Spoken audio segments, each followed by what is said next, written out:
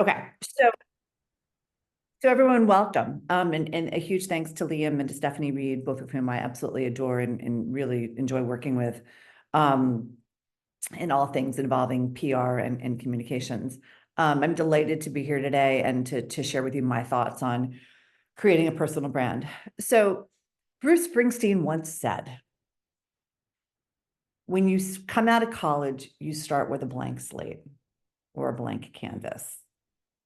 Now, I wouldn't say that Bruce Springsteen is the greatest curator of a personal brand, but he is from New Jersey and sort of the saint of the state. So that's the reason of starting with him. But when you think about what Springsteen said, it's true. As you're coming out of college, for the most part, you have a blank slate. You've gotten a degree in communications or PR and marketing, or maybe something not even related to that. You've interned, you've held jobs, you've done everything from work at the ice cream stand at the local pool to maybe a serious internship with a big agency or a small agency. You've done side projects, for family friends or for your parents, and you have this degree. And then you sit in your bed after graduation, if you don't have a job lined up, and you're like, now what? Rather than viewing it as a now what, view it as that opportunity. And part of that opportunity is creating that brand that you want to launch as you emerge as a communications or marketing or PR professional.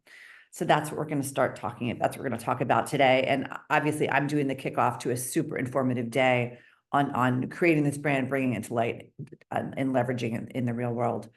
Okay, so let's start off with a basic definition. What is your personal brand? It's how people see you. It's how they define you. And it's similar to how people think about individuals or companies, right?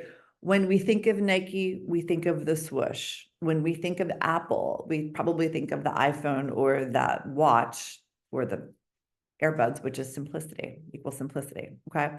When we think of UPS, we think of the brown truck. When we think of FedEx, we think of the white truck with the lettering, right? When we think of Coke, we see the iconic sort of cursive signature. When we think of Pepsi, we see the black Pepsi logo. When we think of McDonald's, we think of the arch. Those are all representation of those companies' personal brands. How that translates to humans is how we come across to other people. And as it says here, it's that values and the attributes about who you are, and it's your unique vision of you. So back to Springsteen, you have this canvas. You're like an artist. You're going to decide what paint colors you want to use. You're going to decide whether you're acrylics or oils, and if you're going to be on canvas or something else. You're going to decide how big an image is. You're going to decide how to blend those colors together that represent who you are. And so that's what we're going to talk about today. So you've all heard about personal branding, I'm sure. And there's this new thing about the personal professional brand, which we'll talk about a little bit later on. But why does it matter? Well, here's why.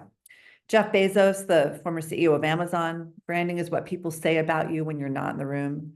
Tom Peters, who's a business luminary, said once in Fast Company, all of us need to understand the importance of branding.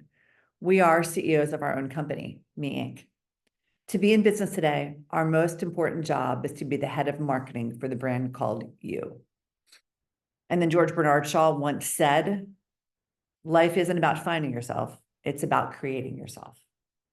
Okay, so now we understand why it's important. Let's talk about how you create it. And there are 3 C's: conceive, create, and curate. And I have to say, I give this talk a lot to professionals, to networking groups, to women's groups, to students, and everybody in between. And when I break it down into these 3 simple steps, everyone kind of gets it. And the important thing to realize as we're talking about this today is that creating a brand is not, it's not a one-time thing. It is constantly evolving as you evolve as a professional. So what's really great to do is think about your future self and think about who you want to be in the world, what you want your legacy to be. And then how can you use your personal brand to become that legacy over time? So step 1, conceiving your brand. All right.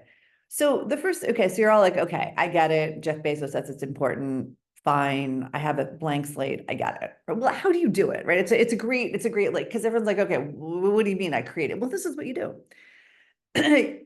You start with thinking, as I said before, what's important to you? What are your values? What are you really good at?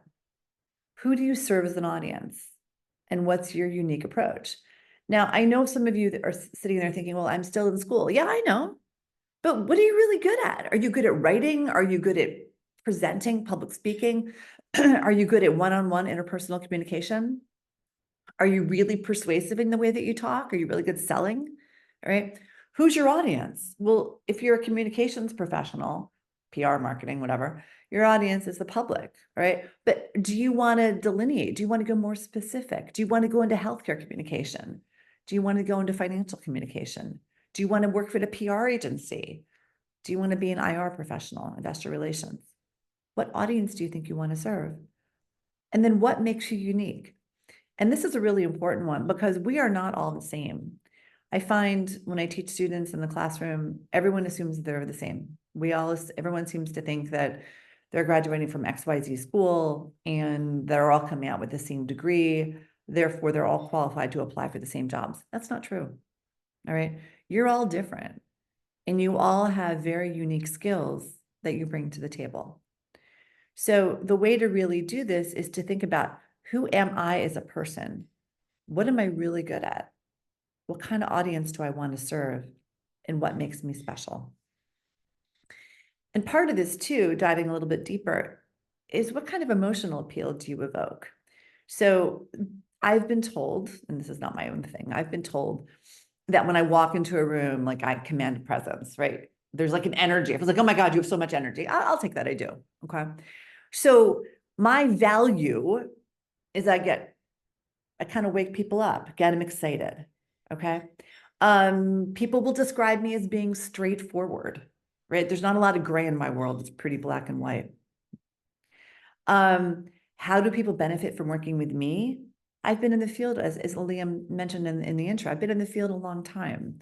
I've done a lot. I've taken companies public. I've merged companies. I've worked with everything from Big Bird and Sesame Street to Russian rocket launchers in Moscow. And through all of those crazy experiences, I've learned a lot. So how people benefit working for me is I share my stories and share my experiences. And most importantly, talk about not only the successes, but more importantly, the failures and what I learned from those. So when I ask myself that question, that's how I answer it. What I challenge each of you to do as you think about your personal brand and marketing and going to the real world to work is, how do you make people feel? How do your friends describe you? How do you think others can benefit from working with you? And this isn't something that you're just going to answer in 5 minutes. This is something where I'm a big believer in going old school, right? Taking a piece of paper and a pen and putting these questions on the paper and trying to answer them. And if you can't answer them, a really good thing to do is ask your friends, ask your parents, ask your brother or sister, ask your partner, ask the people that know you. How do you make them feel? How do they describe you? And how do they see you as being able to help other people? So you really want to think about your personal statement, this branding statement, as almost like a product description, right? And again, this goes back to the questions that I just posed. What field, industry am I in, or am I going to be in? How do I describe who I am and what I do? And ultimately, who's my customer, or who's the people that I want to work with? And here are some tips, okay? As I said, get that piece of paper out and that pen and write down all the things that you're skilled at. So what are your superpowers? Okay, what are your attributes?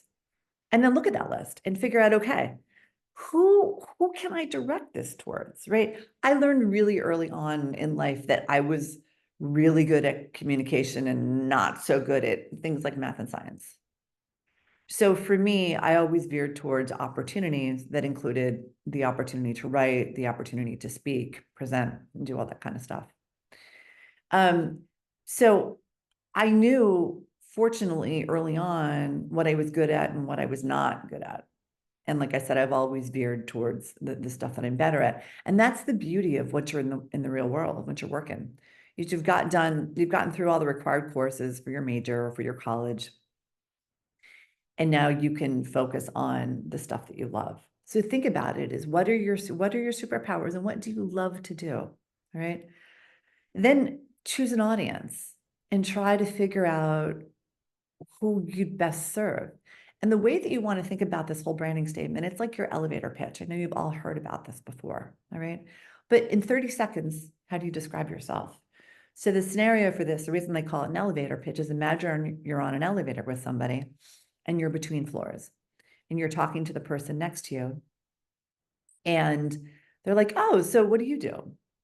That's where this elevator pitch comes into play. Or say you're at a PRSA New Jersey meeting in New Jersey and you meet some folks that are there and they're like, oh, Kathryn, tell me about yourself.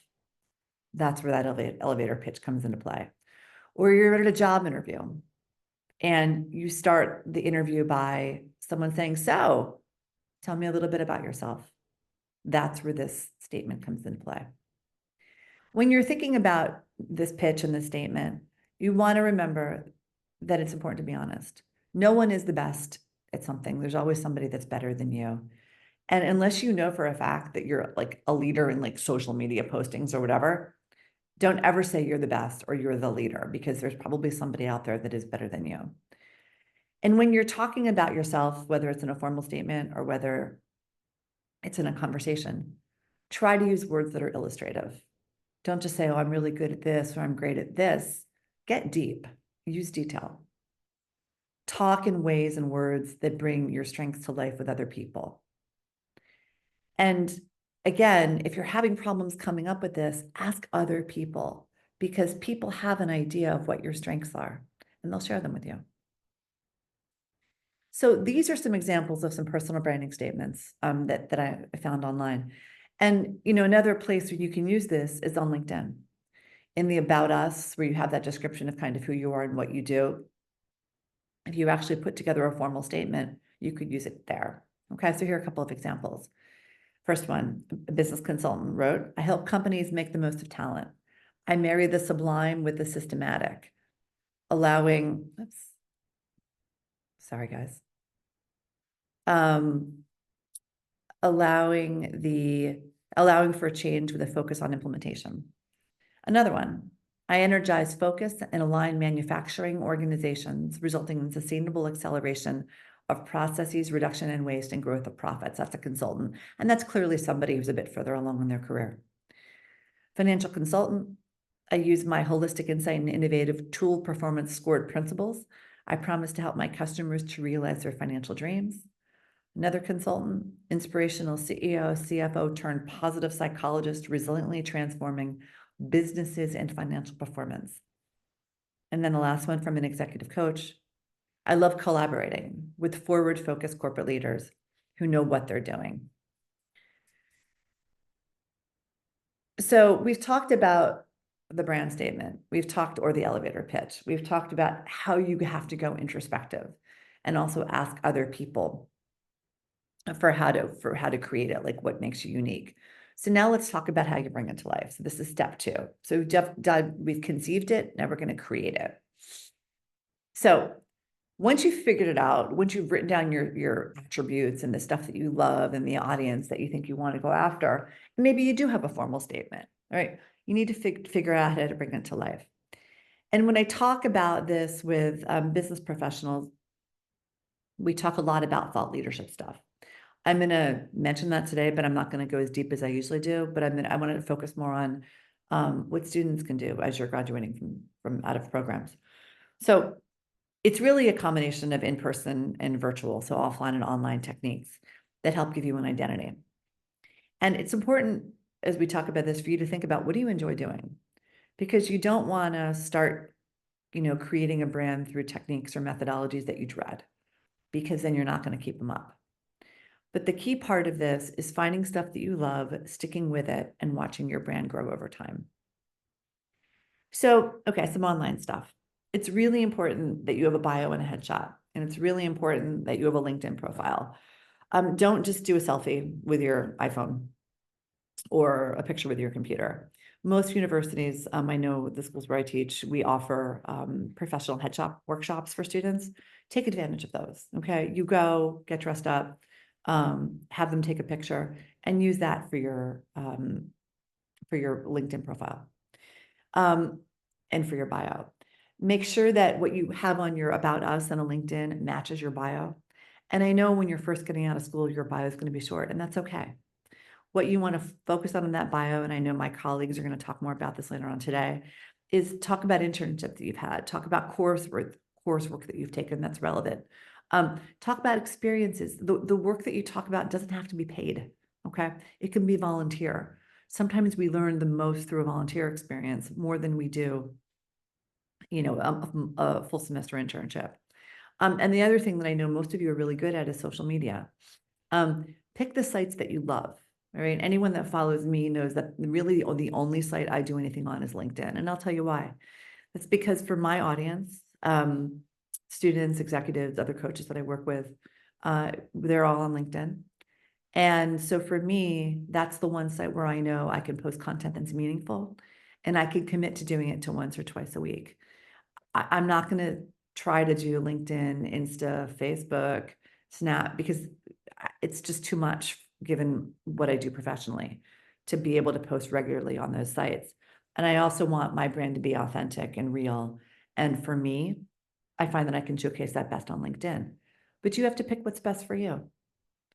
In the real world, business cards are somewhat important, although those are definitely they're not as important as they used to be. And that's because of the LinkedIn QR code that is now dominant. Most meetings that I go to these days, most people just do the QR code exchange through LinkedIn. And that way, you get everybody's information. Having your elevator pitch down, your personal branding statement, but at the pitches we talked about, and in-person networking. And I know most of us hate to go to in-person networking events. And not trust me, I'm there with you, but I go because I know that every time I go, I meet somebody who's interesting. And sometimes it leads to consulting work for me or an opportunity to speak. And otherwise, it just leads to a friendship or a professional, relationship. But it's always worth my time. So, in the winter when it's like dark at 4:30 and I have to go into the city for an event at 7 and sit in the traffic for an hour, I really would like to pass. But I know that if I do, I'm going to miss the opportunity to meet somebody interesting. So as much as networking events can be a big ask of ourselves, they are worth going to because you never know who you're going to meet. And again, back to PRSA New Jersey, Liam and Stephanie hosted a great event in Montclair about 6 months ago. I guess that was 6 or 7 months ago at a local brewery, which I had never been to. And it was so fun. And I met so many people at that event that I had seen their names on LinkedIn or seen their names through the PRSA New Jersey website on webinars and stuff, but I never met them in person. So it was great just to attach a name to a face. And I can only tell you that those in-person meetups go so long in solidifying and underscoring business relationships. So as much as we all don't like to do them because they can be invaluable. Online, some specialty branding tools, blogs, articles, podcasts, videos, social media. And why this matters is this, okay? Anybody these days can create content, okay? You all can do blogs, you all can do contributed articles. We all know about Medium, okay? Medium is a great place to write blogs. You can then link them to your LinkedIn or to X/Twitter. LinkedIn, you can create original content. LinkedIn, you can contribute to other people's posts. An interesting thing about LinkedIn is, the algorithm is always changing, but you build your brand and get more visibility by liking or commenting on other people's posts than you actually do by creating your own content. So when you create content on LinkedIn, it is only circulated initially to about 10% of your audience. And that's why sometimes you'll get comments like on a post that you made 4 months ago because people just saw it, right?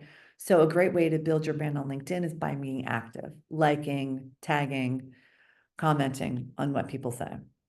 And that's going to help raise your presence, raise your followers. I do a fair amount of writing on Medium because I enjoy writing. I do a fair amount on podcasts. I've created my own content. I contribute to other people's. So just think about, again, that brand and what area do you eventually want to be known for or known in? And think about easy, free ways that you can write, that you can do podcasts, that you can create that content. And once you create the content, you can repurpose it in any way that you want. Like I have a channel on YouTube called Practically Speaking. And what I do is when I do a webinar, when I do a podcast, I post it on there. And and it's just a place for me to put my content that I've done. And so if people have a question about, oh, we want to see you talk about such and such, just say go there and you'll see it.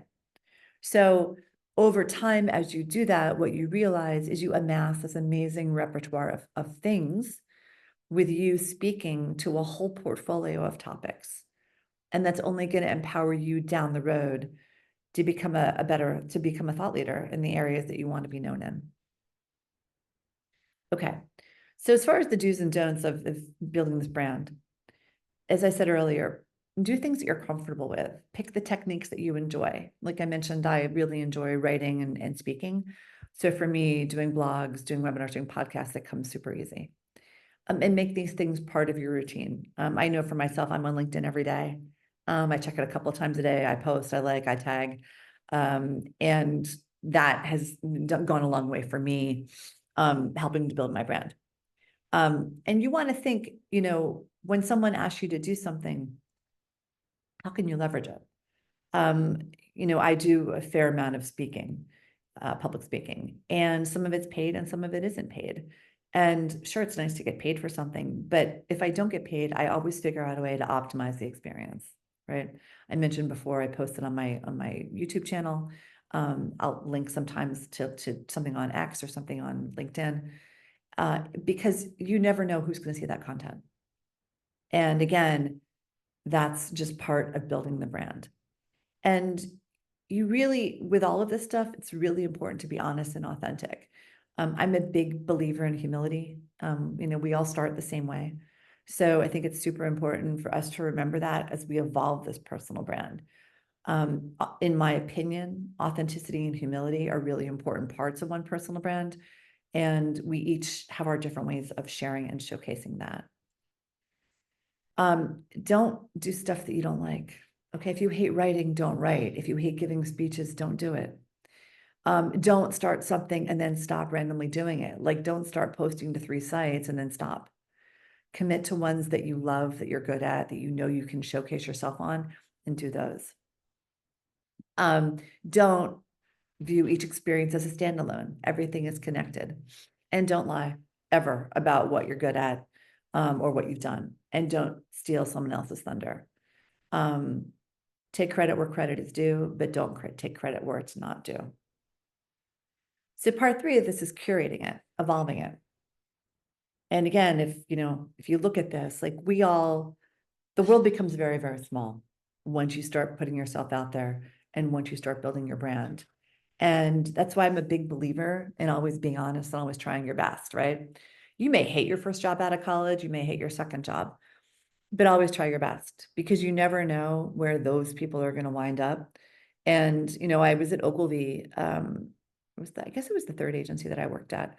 And my group was an amazing group of people. And, the gentleman who led my team wound up going on to be head of PR for the NFL.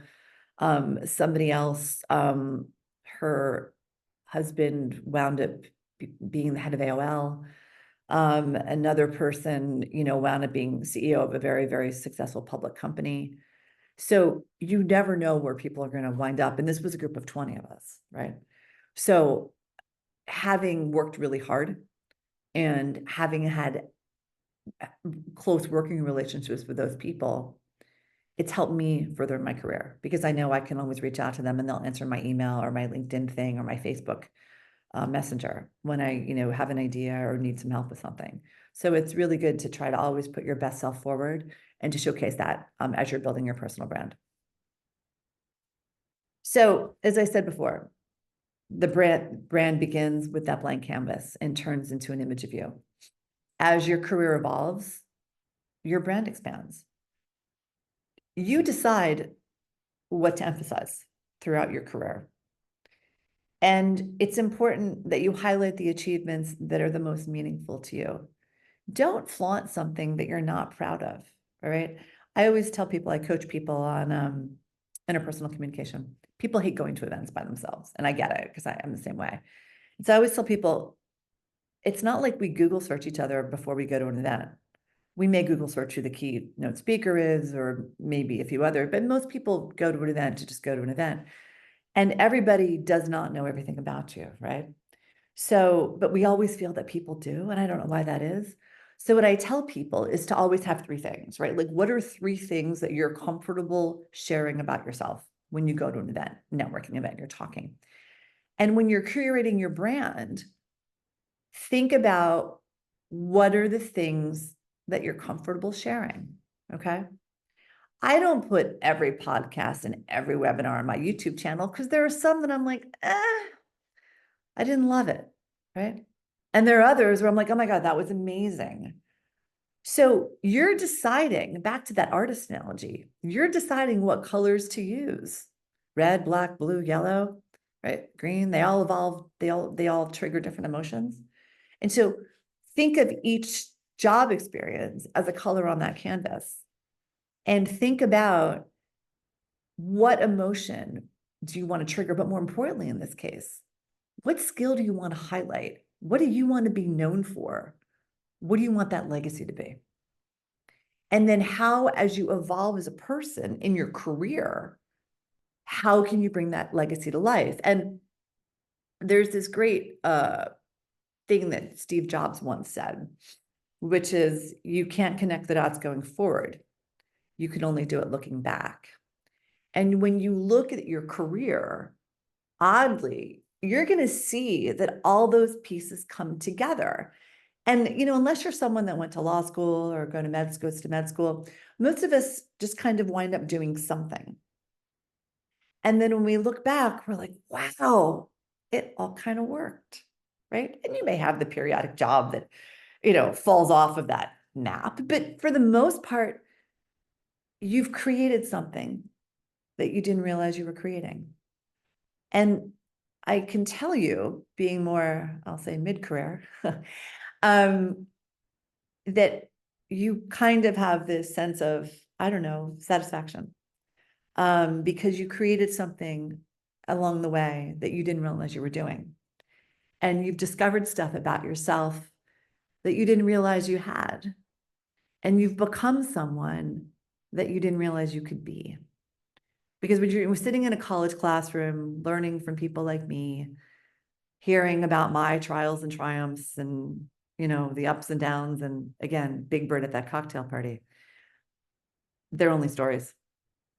And it's not until you get into the industry and you start interfacing with Big Bird and other people that you realize who you are as a professional and who you can become.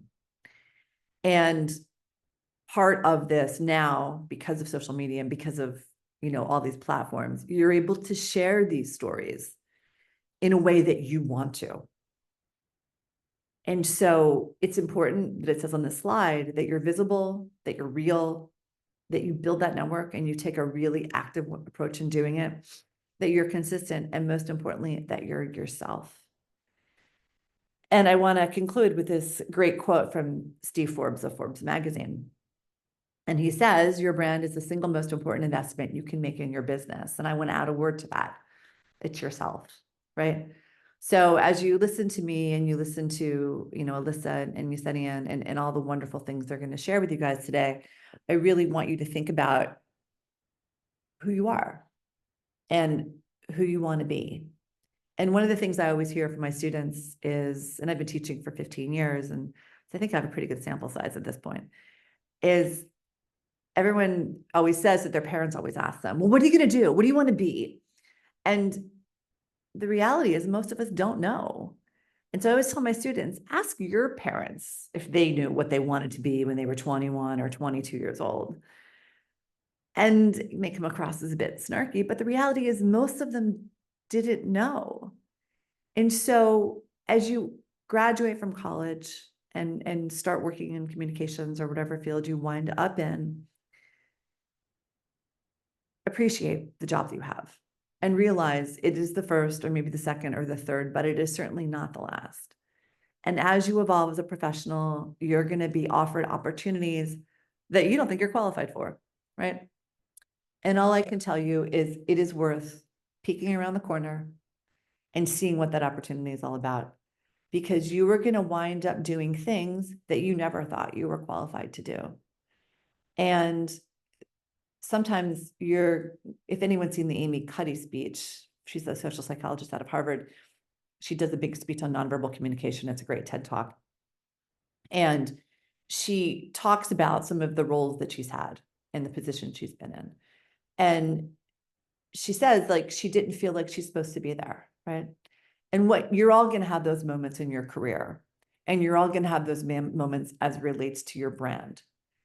You may be, quote unquote, perceived as being a leader in something that you're like, wait, but am I really? Yeah, you are. Because the outside world is seeing things sometimes about you that you don't recognize about yourself. And it's important, to quote Jim Carrey, to put your faith in the universe and to let yourself be who you can be. So don't restrict yourself on that brand and on that canvas and on who you will be, because you will all be extraordinary if you let yourself be. And, there's this great statement that people often say of life gets in the way, and it's true. And there are times where you have ups and downs, but if you just keep going and you just keep trying, and as I said earlier, if you just try your best and you're honest about yourself, it's all going to work out. And I know you're like, oh, it's easy for her. She's like, been teaching forever.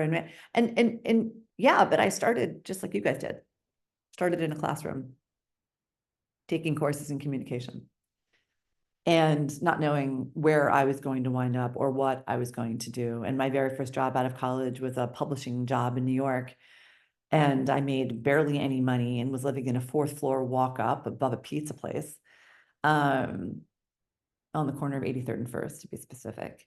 And I didn't know what that job or where those experiences were going to lead me. But I will tell you, I just tried my hardest and worked my best and checked out a lot of opportunities that came along. And it all led to a really fun, fulfilling career. And I know each of you is going to get there. So thanks for listening. I hope the presentation was helpful. And if you have any questions, find me on LinkedIn. This is my company. I'm always happy to link in with students and set up a time to talk on Zoom or a phone call, and answer any questions or share any wisdom with you that I may have. So again, Liam and Stephanie, thanks for the opportunity to present today.